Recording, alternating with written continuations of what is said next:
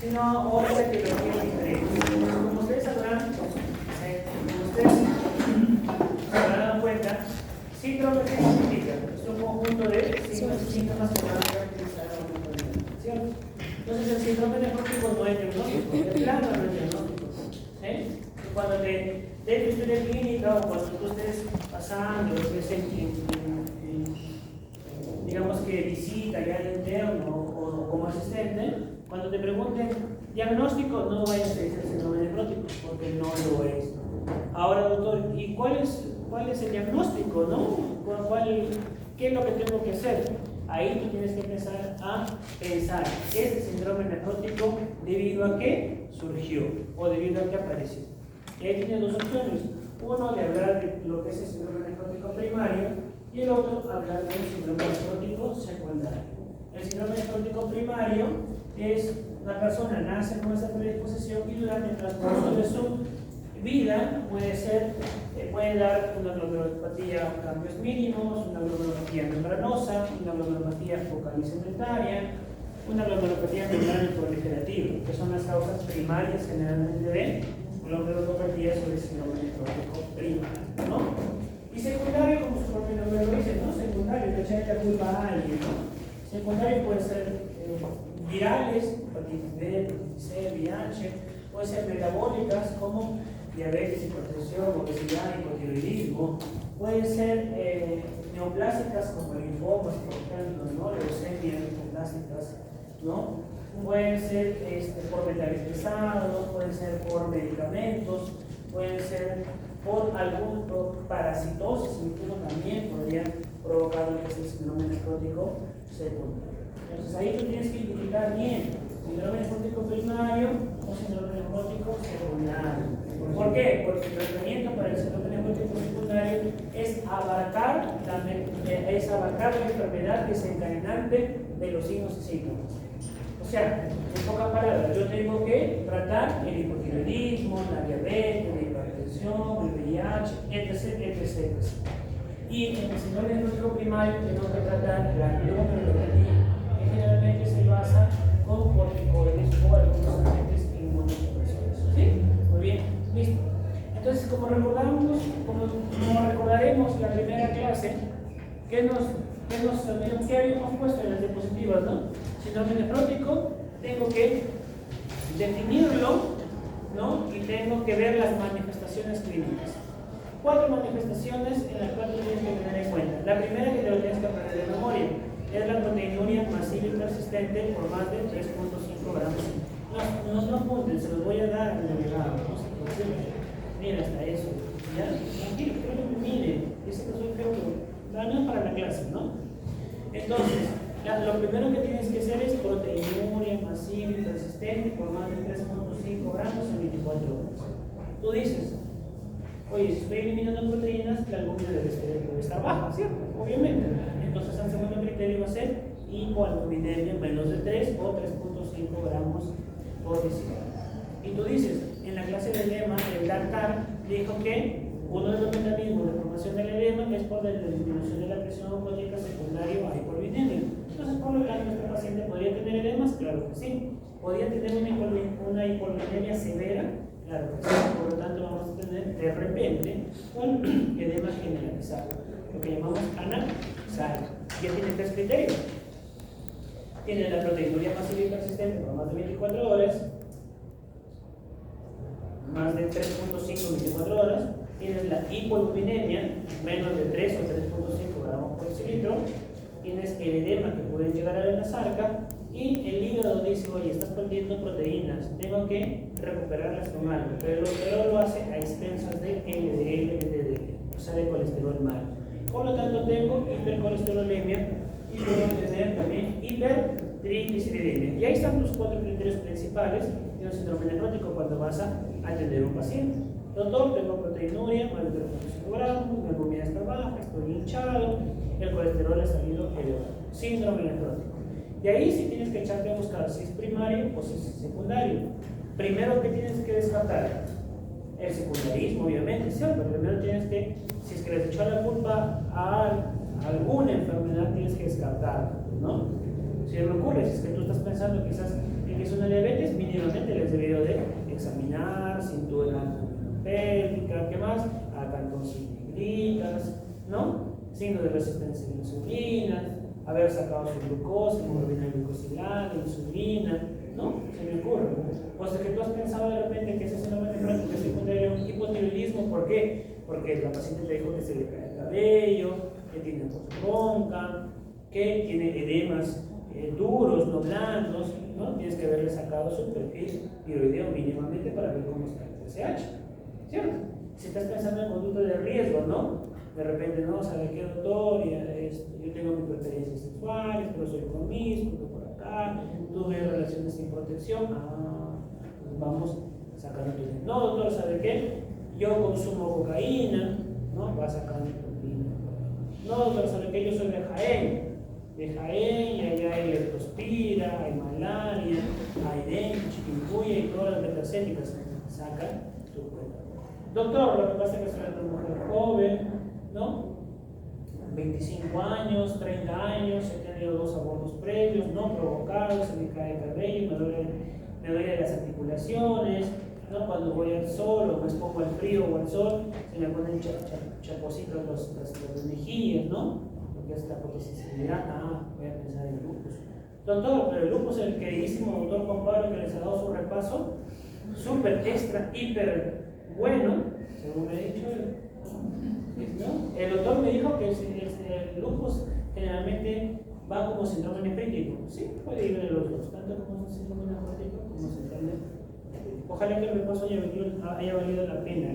Ahora voy a informarles cuánto han sacado, si es que realmente merece la pena que sigamos el repaso. ¿Usted habló con Juan Pablo? Sí. Todos sentaditos, recibiendo la clase magistral en la tarde. Yo sé todo. Juan Pablo y yo somos muy inmunes, Entonces vamos a tener como definición el síndrome nefrótico, que es la presencia de proteína más de 3.5 gramos en 24 horas en adultos, o bien, entonces las personas dijeron, no, oye, ya, en el adulto sí, porque lo puede recoger, ¿cierto?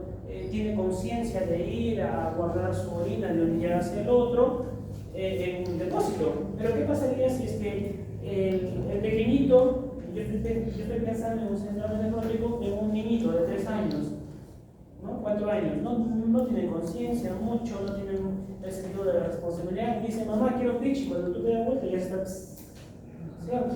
Entonces, ¿qué dijeron? Oye, vamos a ver de repente alguna otra forma en la cual podemos medir esa proteinúria. ¿Y qué hicieron? Una relación de albúmina creatinina. ¿Qué quiere decir? En la orina, en la primera orina de la mañana, ¿ya? Previo aseo, y en el segundo chorrito, deposito una alícuota o una porción de esa orina y de ahí saco una relación de proteínas sobre creatinina en orina. Cuando es más de 3, generalmente vamos a decir que sí, exactamente, el paciente está eliminando proteínas por la orina. O también en niñitos puedo sacar con ya un poquito más grandecitos que nos puedan permitir la junta en 24 horas de 40 miligramos metro cuadrado por hora. Se acompaña, como les había dicho, de hiperuremia, edemas e hiperuremia. Pero esa es la definición, digamos que basado en lo que es algo que a cómo se expresa el síndrome nefrótico, ¿no? Pero tiene que tener una definición fisiopatológica y se debe a la alteración de la permeabilidad capilar, ¿cierto? ¿No? Ahí, a nivel de los podocitos, entre las uniones, hay distintas proteínas, ¿no? O distintas genes que codifican estas proteínas de anclaje. Los podocitos tienen una apertura que más o menos son de 40 nanómetros o 40 años, en las cuales se evita que la albúmina se elimine.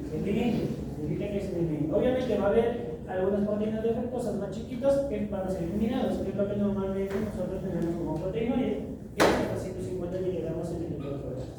Entonces, ¿qué pasa cuando hay esa disminución, cuando hay alteración de la permeabilidad capilar y hay pérdida de la polaridad de las proteínas? Este polo esta ventanita, este pocito aumenta el tamaño.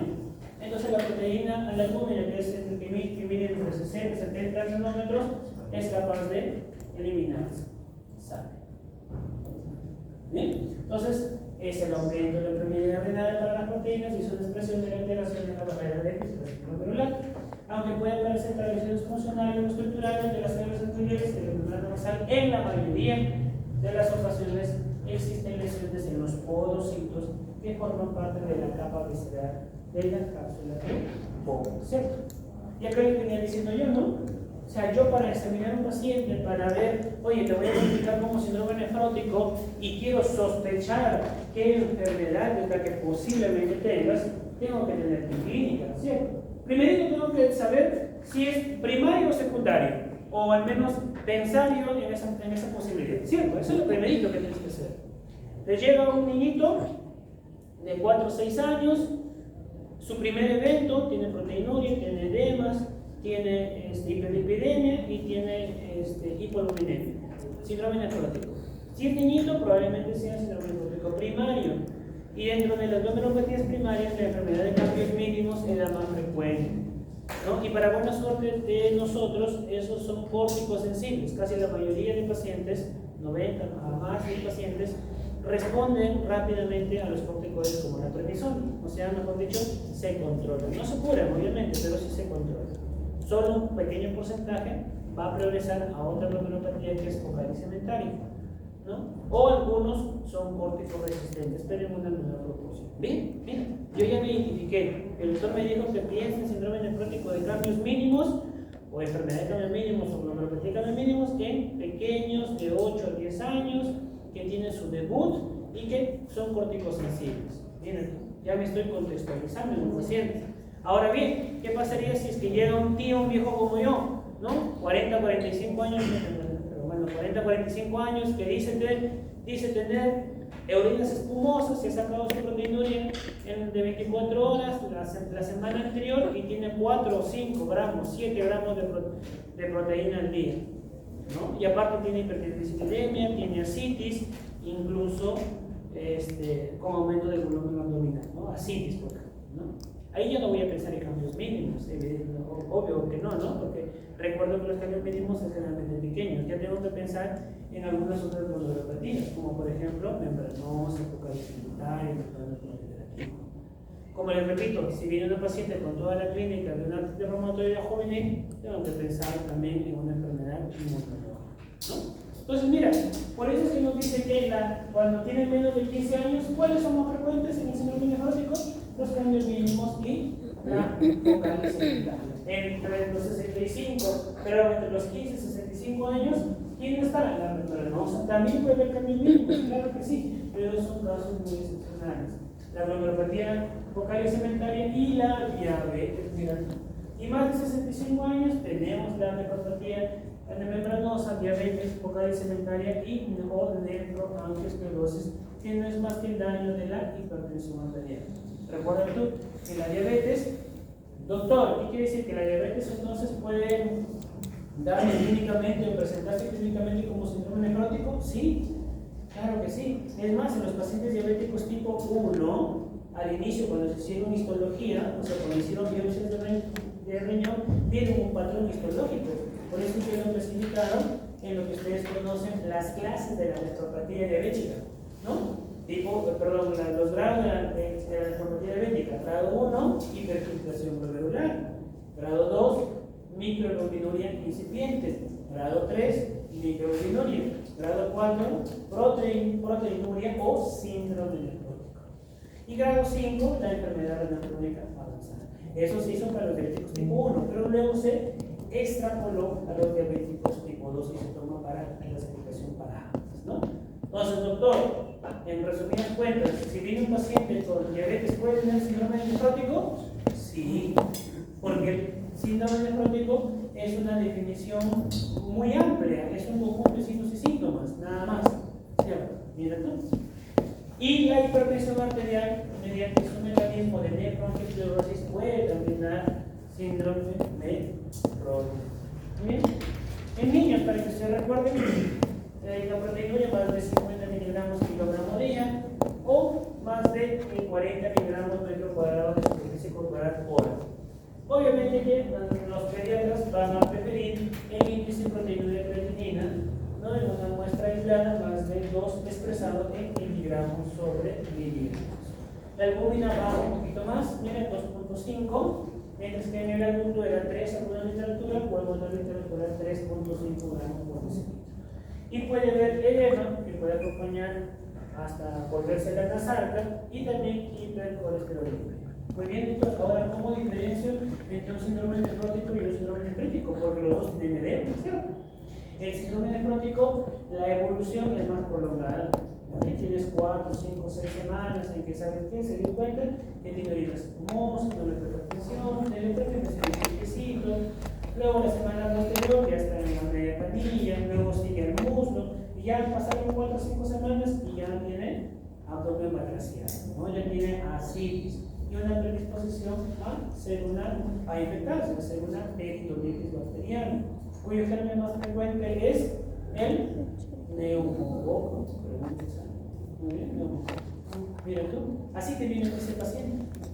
Mientras que un paciente con síndrome nefrítico es más agudo, por eso es que alguna literatura se va a encontrar como síndrome nefrítico agudo. El tiempo es mucho más corto, ¿no? Son 3-4 días que estaba tranquilo el nene, empezó con orinas de color rojiza o hematúrica, y de pronto se instaló edema escrotal o edema en bulbos. Y la mamá se preocupa, bueno, lo va a cambiar al niño, ¿no? Oye, ¿qué pasó? Mira.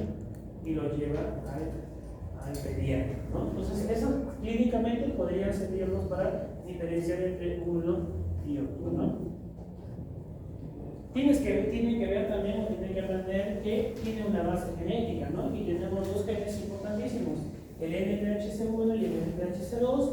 Bueno, también puede ser el CD2AP y el ACPN4, que es la proteína 4. El NPHC1, la proteína que codifica es la neprina, es de herencia autosómica recesiva y clínicamente se comporta como un síndrome nefrótico congénito. Finlandés, porque obviamente hay una mayor incidencia en Finlandia.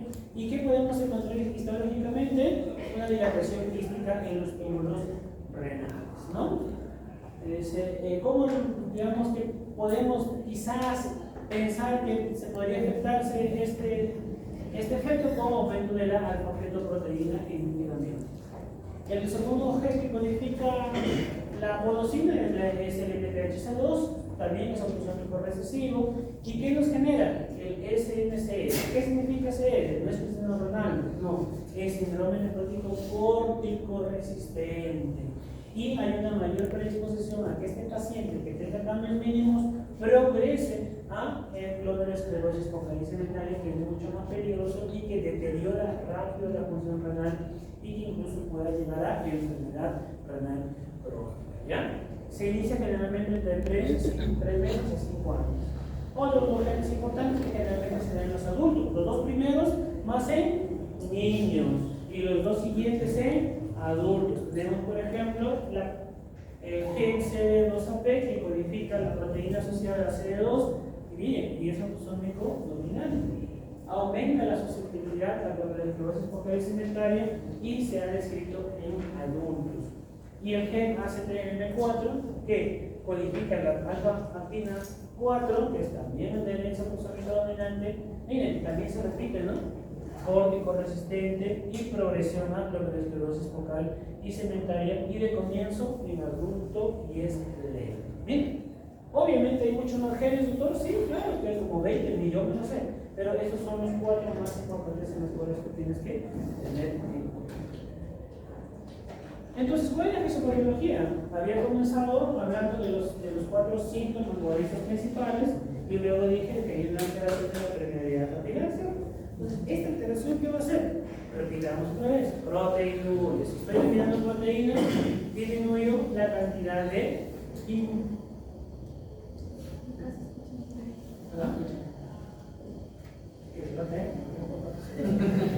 inmunoglobulinas. Por lo tanto, voy a carecer de repente de esta función de defensa, ¿no? Por eso es que los pacientes con ascitis podrían no presentar una peritonitis, ¿no? Secundaria a un germen, a neumococo.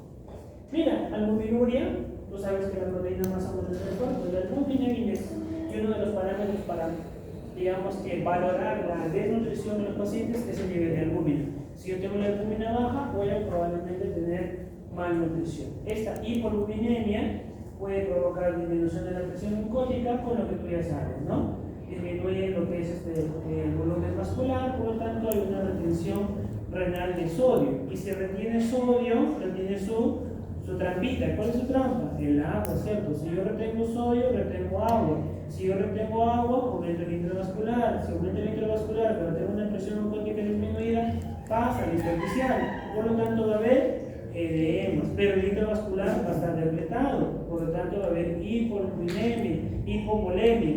Esta hipovolemia se traduce en disminución del flujo sanguíneo renal, por lo tanto, afectación de la célula tubular y que podría originar fácilmente una injuria renal aguda, ¿no? Por otra parte, hay aumento de la síntesis hepática de proteínas como LDL, BDL, originando hiperlipidemia. También es importante que disminuyen los factores inhibidores de la población como la vitamina 3 y aumentan la síntesis hepática de tropovolantes como el fibrinogen.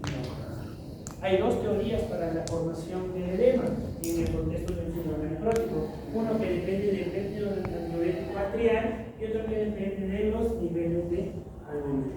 El clásico, el que depende de los niveles de albúmina, ya saben ustedes, ¿no? La teoría clásica o hipovolémica, disminución de la presión osmótica, traslación del intraarterial, edema, o también puede ser por hipovolemia que activa el sistema renal tratando de retener agua, de retener sodio, pero hipovolemia de retener agua. Mira, segunda vez que compran eso de empezar a la boca, ¿qué es eso? Agua con agua, eso no es agua. Y el otro es la teoría de la hipervolemia o de la expansión de volumen, ¿no? ¿Eso de qué se debe? Porque hay una resistencia al factor antidiurético arterial en donde en los túbulos colectores. Eso provoca retención primaria de agua y sodio, por lo tanto aumenta el volumen plasmático, aumenta la presión hidrostática capilar y con eso extravasación con la formación de edema subsiguiente. Bueno, sacar el aumento del volumen plasmático superior también el sistema de antihipertensión. Y acá está, ya estamos hablando del síndrome nefrótico secundario, ¿no? Ya había dicho que es primario en la etapa pediátrica, ¿qué es? Cambios mínimos, ¿cierto? Lo más frecuente. ¿Qué podría haber? Focalitis inventaria, por ahí algunos casos esporádicos. En la etapa adulta, ¿cuál es lo más frecuente en primario? Membranosa, focalitis inventaria, membrana proliferativa, ¿no? Pero también en la etapa pediátrica también puede ser secundario algo, mira tú, claro, también puede haber enfermedades sistémicas, cardiopatías congénitas, enfermedad renal hipertensiva, lupus, púrpura de Geno-Shock, ¿qué más? Poliarteritis nodosa, artritis reumatoidea, síndrome hemolítico urémico, amiloidosis, diabetes también puede haber, ¿no? Afectación por enfermedades infecciosas, virales, tuberculosis, parasitosis, entre otros. También puede ser secundario lo que es neoplasia, más frecuentemente el linfoma de Hodgkin. Hemos encontrado hasta 2 casos nada más, ¿no? Personalmente no he tenido la experiencia de ver pacientes con síndrome nefrótico como leucemia linfoblástica, con tumor de Wilson, timoma o leucemia mieloide aguda. Solo un caso con linfoma de Hodgkin, pero en adultos. En realidad es lo más frecuente, ¿no? Ahí que se ha dado todo el tratamiento, o sea, el tratamiento para el linfoma pues, de Hodgkin, ¿no? Y cuando se controla el linfoma de Hodgkin, automáticamente los signos y síntomas del síndrome nefrótico empiezan a disminuir, ¿no? O sea, disminuir la proteinol y todo lo que corresponde. Mira, también puede ser por exposición a tóxicos como mercurio, plomo, cadmio, arsénico, heroína, cocaína, y anda, consuman por favor, porque te puede dar síndrome nefrótico, ¿no? También por picaduras de orejas, por algunos medicamentos como AINES también pueden ser, ¿no? Y te puedes pasar una lista completa de digamos que, de resumen de situaciones clínicas que te pueden dar un síndrome nefrótico, obviamente, ¿no? Pero tú tienes que ir enfocado a lo que tu clínica te manda. Siempre tu clínica va a ser mandatoria. ¿Por qué? Porque cuando te digan, doctor, ¿y qué exámenes me solicitan para descartar el síndrome nefrótico secundario? No le vas a mandar toda la lista, ¿no? No le vas a mandar toda esta lista. Ah, ya señora, ¿sabe qué? Le vamos a sacar el examen para descartar la amiloidosis, diabetes, eritema multiforme, púrpura, lupus, yo en neoplasia, carcinoma, tomografía, tórax, abdominoplastia, no le vas a mandar todo, obviamente, ¿no? Tienes que, doctor House, no es así. Tienes que ver a tu paciente, tienes que relacionar tus signos clínicos con tu paciente. Obviamente, si tu paciente tiene clínica de lupus, repito otra vez, mujer, 25 años, presente aborto, caída de cabello, ¿no? Orinas espumosas, orinas color lavado de carne, Coca-Cola, por ejemplo, ¿no? Antecedente de alguna convulsión, mira tú, ¿cierto? Si tu paciente tiene VIH, lo mismo, o si tu paciente tiene, a ver, ¿qué se me ocurre? Diabetes, mira, también, ¿no? Paciente un tanto obeso, con hipertensión hídrica, con índice de masa corporal por encima de la normalidad, ¿no? ¿Qué más? Malaria, ¿no? Paciente que viene de Jaén, mira doctor, el paciente que viene de Jaén, está hinchado, tiene proteinuria, puede ser haber descarga de metacélicos, ¿no? ¿Qué más? Drogas, AINES, doctor, yo consumo todos los días AINES porque desde que me senté en la moto me duele mi columna, todos los días religiosamente consumo AINES, pero ya esta última semana me empecé a hinchar, orina espumoso, ¿no? Por ahí más o menos va la cosa. Pero siempre tienes que tener en cuenta esta situación. No toda orina espumosa es proteinuria. Y no toda proteinuria es síndrome nefrótico. Así que por favor, cuando hagas sus historias clínicas y dentro de la historia del paciente, del relato cronológico, digas orinas espumosas, no vayan de frente a su diagnóstico, decir síndrome nefrótico, porque esas orinas espumosas fácilmente podrían ser explicables por las proteinurias transitorias, como por ejemplo si el paciente tuvo fiebre la noche anterior, o si el paciente tiene una infección urinaria en ese momento. Imagínate que tenga pues, paciente con disfunción por la tiroides, tenemos fiebre de 39 2 días seguidos. ¿Cuál se percata que tiene orinas espumosas en la mañana del día siguiente? Síndrome nefrótico. No, ahí la valoras totalmente ese caso clínico. Tu sistema te va a meter un cabezazo en la nariz. O sea, yo cuando vaya por dentro. Porque ahí tienes que decir también que tiene una infección del tracto urinario complicada y que probablemente esas orinas espumosas sean una proteinuria no significativa. Cuando le sacas tu relación con una creatinina o le sacas su proteinuria de 24 horas, probablemente no sea mucho esa proteinuria, ¿no? Un punto normal es hasta 150. He tenido casos que 180, 200, 300, de repente por ahí, ¿no? Ya si pasa un gramo, ya comienza a sospechar. Voy a vigilarlo. Ya pasó de proteinuria no significativa a proteinuria significativa. Ya le vas viendo, ya vas preguntando otras cosas, ¿no? Y peor, si a tu control el mes siguiente aumenta, ya le comienzas a buscar enfermedades. Lo que ya saben, la albúmina aparece cuando la capacidad de la síntesis de hepática se ve superada por las pérdidas urinarias, del albúmina y catabolismo renal.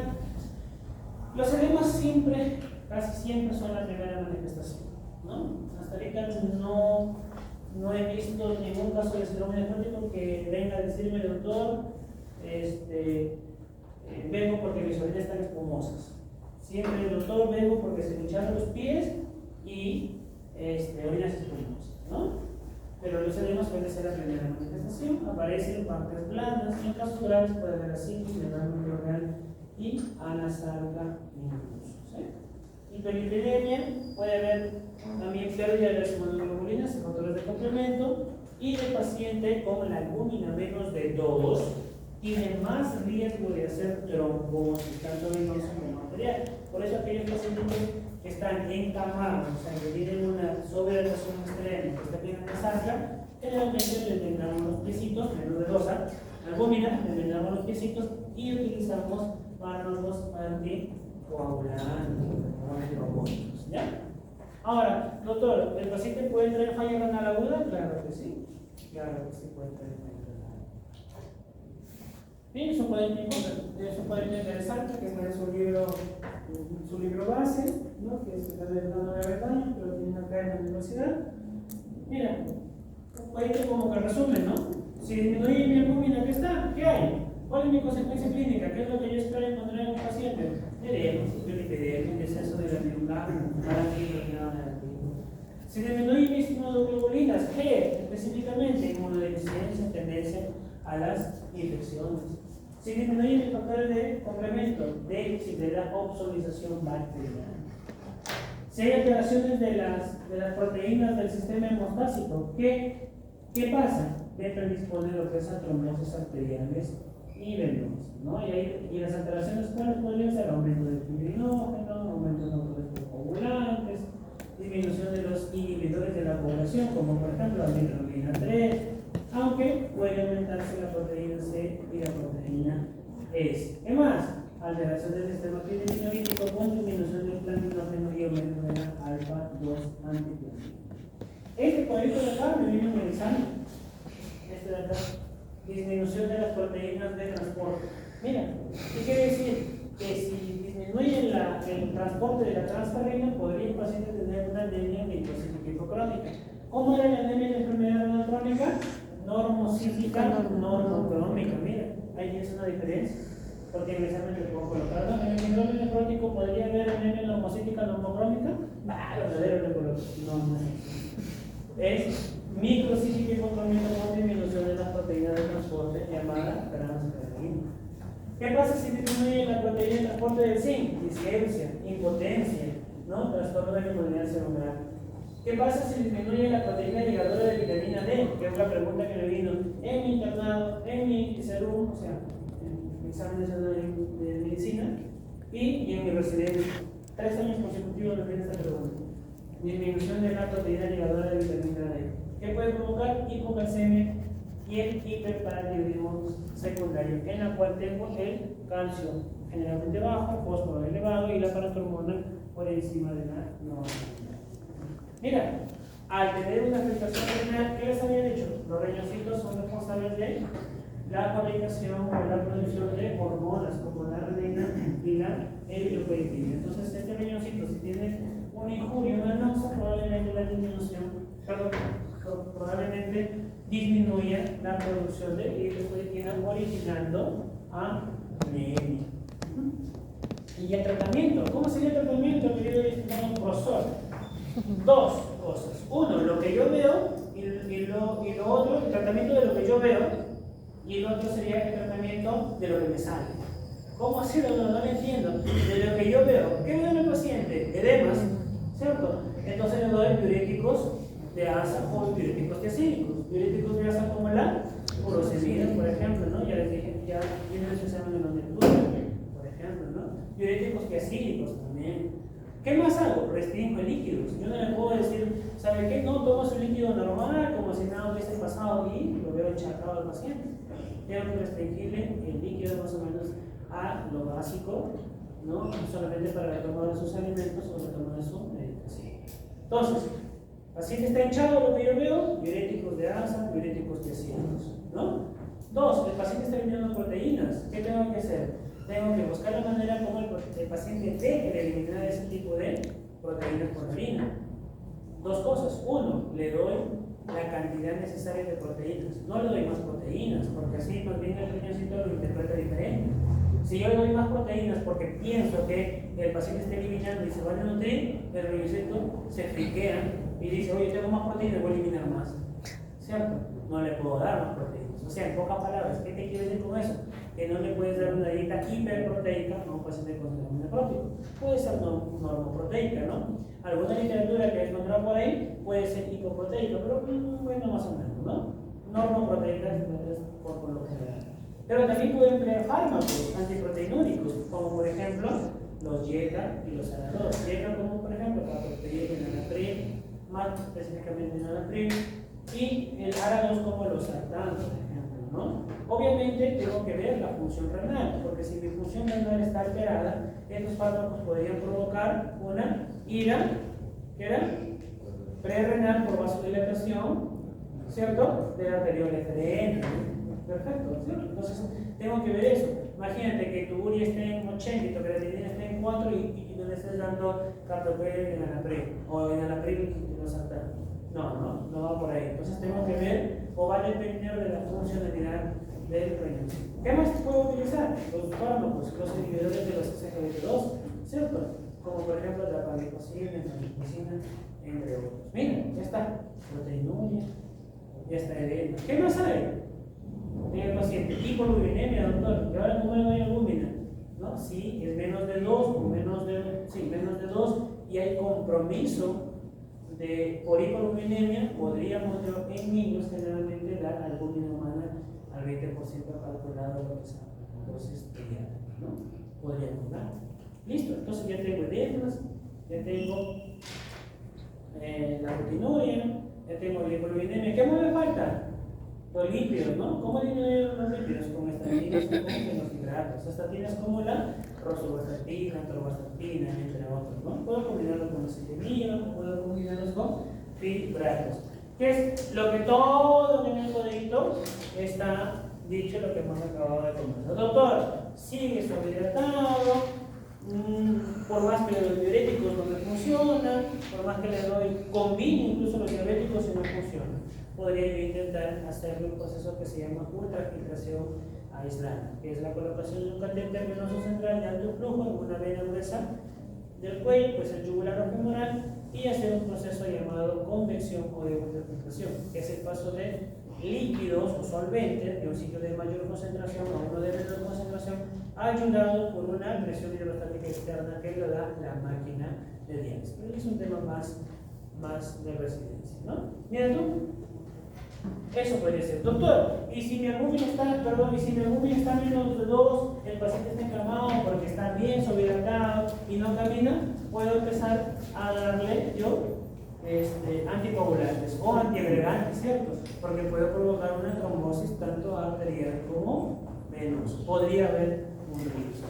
Muy bien, doctor. Entonces hasta ahí ya hice mi tratamiento. Chévere, cachete. No, en el papel, porque ahí solamente has tratado lo que tú ves. ¿Qué te falta? Tratar lo que salió. ¿Y qué salió? Échate a buscar qué salió. Porque si te salió hipotiroidismo, tienes que darle levotiroxina. Porque si te salió VIH, tienes que iniciar tu carga. Porque si te salió un linfoma de Hodgkin, tienes que tratar el linfoma de Hodgkin. Porque si te salió, se me ocurre, malaria, tienes que tratar la malaria. Porque si estás consumiendo cocaína, tienes que dejarla de consumir. ¿Cierto? Entonces todo va enfocado a lo doctor. Todo salió en mi secundarismo, me salió negativo. ¿Y ahora qué lo trato? Me engañó. ¿Qué podría ser ahí? Un primario. ¿Cómo yo me aseguro qué clase de primario es? ¿Qué le tengo que hacer al paciente? ¿La macumba? ¿Qué será? Apocalipsis mental, membranosa, membrana protectiva, cambios mínimos. ¿Qué será? ¿Qué le tengo que hacer? Una biopsia renal. Yo le hago la biopsia renal, a cuestión de 5 o 7 días, logro yo determinar qué tipo de glomerulopatía primaria es la que está en este paciente. Y ahí tengo múltiples opciones, porque si es adulto me puede salir lo más frecuente, que es la membranosa, en la cual yo voy a dar el esquema de Ponticelli, que es un mes con metilprednisolona 3 días seguidos y luego con prednisona a 0.5 miligramos por kilo. Y el siguiente mes es con ciclofosfamida. Y así voy intercalando, ¿no? El mes 1, 3 y 5, metilprednisolona, 3 bolos, por 3 días de 1 gramo, y el mes 2, 4 y 6, ciclofosfamida, que es el tratamiento básico. Ahora, eso no quiere decir que yo voy a ir modificando, claro que sí, dependiendo de la respuesta que tenga el paciente. ¿Bien? Hasta ahí cerramos. Doctor, me sale focal instrumentaria. Ahí solamente, ¿qué tengo que hacer? Tengo que ver el grado de cronicidad y tengo que utilizar solamente corticoides, pero a altas dosis, a 1 miligramo por kilo. Miren, ya está la diferencia, ¿no? En las membranosas era después del pulso a 0.5 por kilo, ¿cierto? Pero en la focal instrumentaria tengo que utilizar dosis más altas. Y no, generalmente no hay respuesta a los demás, digamos que inmunosupresores, como metoprololato, ciclosporina, ¿no? Ciclofosfamida. Claro, podríamos usarlo, sí, pero la respuesta es pobre. Por eso las guías nos dicen que debemos empezar con dosis altas de corticoides. Mira tú, doctor, es rápidamente progresiva, tengo que impulsarlo inmediatamente, porque al ser rápidamente progresiva, en cuestión de 2 o 3 semanas, este paciente le llega a la falla renal, a la insuficiencia renal crónica y la necesidad de hemodiálisis o de diálisis. Mira tú. Mira, para eso me sirve la biopsia renal. Actualmente tengo un pacientito que lo estoy focalizando, ya estoy focalizado, solamente está para que él tome la decisión de si le hacemos la biopsia renal, ¿no? Con mi colega, la doctora Milagritos. Algunos que lo están comiendo, que no se lo conocen, no, chiquita. Ya generalmente lo hacemos los dos. Es que anteriormente la biopsia renal se hacía a ciegas, ¿no? Función percutánea. ¿Cómo hacía? Poníamos el paciente, obviamente primero nos daba una visión el radiólogo, nos ubicaba el polo inferior del riñón izquierdo mediante ecografía y nos decían, ¿saben qué? Acá tengo que colocar una huellita, lo ponía un X, acá vamos a y lo marcaba y lo ponía encima de su esparadrapo o algo por esto. Entonces nosotros, ¿qué hacíamos? Comprobábamos, ¿no? Nuestra línea de la columna vertebral, 3 traveses de dedo, en mi caso 4 traveses de dedo con dedos finitos y 2 traveses de dedo o hasta 3 traveses de dedos por debajo de la última costilla. En ese ángulo que formaba, probablemente esté allí el radiocito.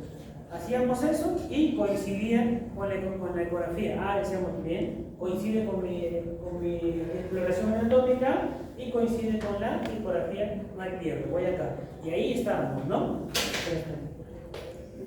Y ahí estamos. 1, 2, 3, 4, 5, 6. ¿Y qué fue?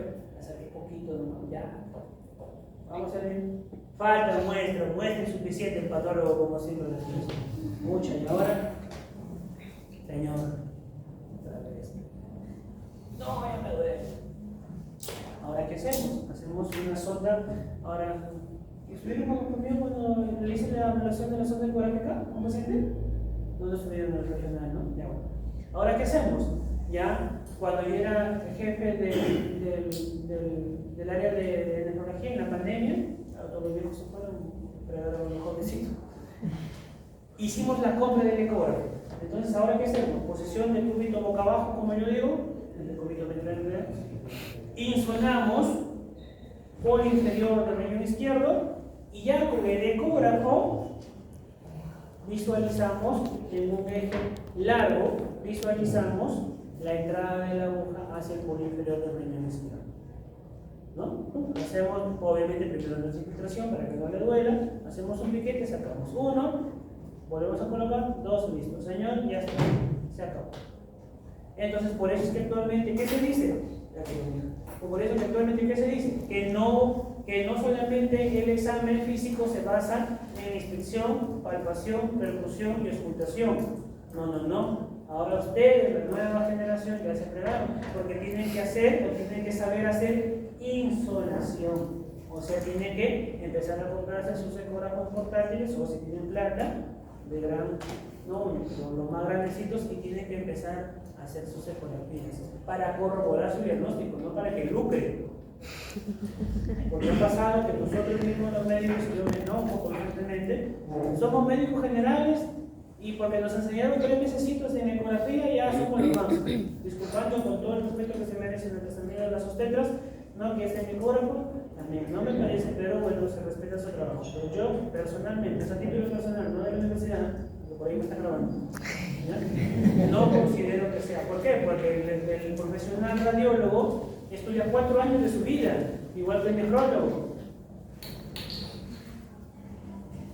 ¿Cierto? 4 años de su vida le dedica a ver si está bien, si está muy abajo, si está muy hipogénico, hipergénico y todo esto. Estudian noche tras noche y no para que un médico general, que fácilmente hubiese podido ser yo, y en 3 meses empiece a facturar como ecografía. No. ¿Cómo es la utilización de ustedes? Es lo siguiente. Por ejemplo, en estos casos, ¿no? Hacer una biopsia renal. Yo no le voy a decir al paciente, ¿saben qué? Tu riñón es así, así. No, a mí me sirve para hacer mi biopsia renal. A mí me sirve para colocar mi catéter venoso central de autoflujo. Al médico general, en su guardia, en su posta, en su serum, si tiene su ecógrafo para que yo no, un bonito que lo quiero comprar, ¿sabes qué? Orina brusca, cese brusco de la orina. Ya, ¿tiene precedente de cálculos? No. ¿Cuántos años tiene? 60. Puede ser una hiperplasia venida por los templos. Puede ser que haya comprimido de manera así, abrupta. Cuando tú lo examinas y dices, me parece, o de repente no examinas bien, ¿cómo te vamos a mantener en el problema? ¿Qué haces? Sacas tu lectora, colocas a tu tablet, las bonitas que tienes por ahí, o tu celular, insonas, agua, listo. Si es líquido, si es globo vesículo, para eso te sirve. No te sirve para, pues, hacer lucrar otras situaciones, ¿no? Doctor, apendicitis aguda, ¿no? A ver, vamos a ver, mira, sí. Al parecer, aunque no se diagnostica con ecografía, pero puede haber líquido libre en calidad. Doctor, torsión ovárica, a ver, sí es cierto, torsión ovárica. Doctor, embarazo incipiente, podría ser. Entonces, para eso te va a servir. Doctor, está con congestión pulmonar. No, esa señora siempre se hace, siempre viene acá porque pelea con los esposos. Pero ponte que en esta oportunidad sí sea cierto, ponte que sea cardíaca y sea cierto. ¿Qué le haces? Una ecografía pulmonar para ver las líneas B, las líneas A, la reposición, para ver si es que están realmente congestionados, ¿no? O para ver si hay derrame pleural, incluso, ¿no? Doctor, no, yo estoy medio gordita, ¿no? Pero está hinchadito. No, yo soy gordita, doctor. A ver. Así es, líquido libre. Mira, para esas situaciones te vas a dar. ¿Ya? Bueno, ya nos vimos un poquito de tema. Entonces, ya, estábamos diciendo, ¿no? Focal y sedentaria, ¿no? Prednisona a 1 miligramo por kilo. Rápidamente progresivo, tengo que pulsarlo rápidamente porque si no va a haber un deterioro de la funcionalidad. Ahora bien, ¿qué pasa con los cambios mínimos? En su primera manifestación voy a colocar prednisona oral a 60 miligramos por metro cuadrado día por 4 o 6 semanas, yo lo prolongo hasta 8, ¿no? Igual, después de las 8 semanas, a 40 miligramos por metro cuadrado en días alternos, también lo prolongo, bueno, la guía dice 4 o 6 semanas, a veces lo puedo prolongar hasta 8 semanas. ¿Recuerda tú que son? Sí. Recuerda tú que son guías y como tal guía te puede servir para tratarlo tal como me dice la guía o para tú proyectar un poquito más. Obviamente, si es que no hay respuesta a tus proyecciones y ya tienes que cambiar de ritmo. Y ahí vas a encontrar estas 4 situaciones: un estado de remisión, una remisión completa, una remisión parcial, recaída y resistencia. Resistencia es cuando hay persistencia de proteína del rango nefrótico de las 8 semanas de recuperación. Recaída cuando aparece la tira reactiva más de 2 cruces durante 5 días consecutivos en cualquier momento evolutivo de la enfermedad. La remisión parcial, hay albúmina normal, pero la proteína todavía está en rango no nefrótico, de 4 a 40 miligramos por metro cuadrado por hora. El tratamiento de las recaídas, prednisona bioral, 60 miligramos hasta proteína negativa durante 5 días, seguido de 40 miligramos por metro cuadrado días alternos durante 4 a 6 semanas, con retirada progresiva también de 4 a 6 semanas. Doctor, ¿qué pasa si no me funciona ahí? Vamos a utilizar dos del máximo inmunosupresores, como por ejemplo tenemos la ciclofosfamida, que es un alquilante, el programocilo de igual forma. ¿Qué más? Ciclosporina, trepolina, glicofenolato como objetivo.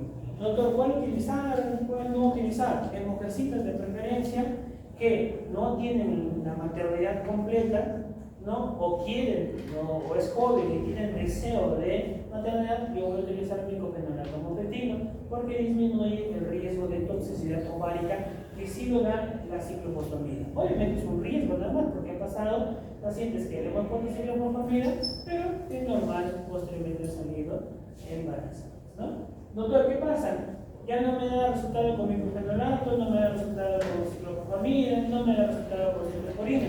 Podemos emplear rituximab 375 por superficie corporal cada semana por 4 semanas consecutivas. Doctor, no me da resultado. Hay dos nuevos fármacos que están saliendo como el Abatacept, adalimumab y ofatumumab. Obviamente esto ya un poquito más enfocado a la especialidad de neumología. Muy bien, chicos, entonces eso es todo, amigos, les dejo la invitación para que haya salido bien. Estudien, que el siguiente examen está más complicadito.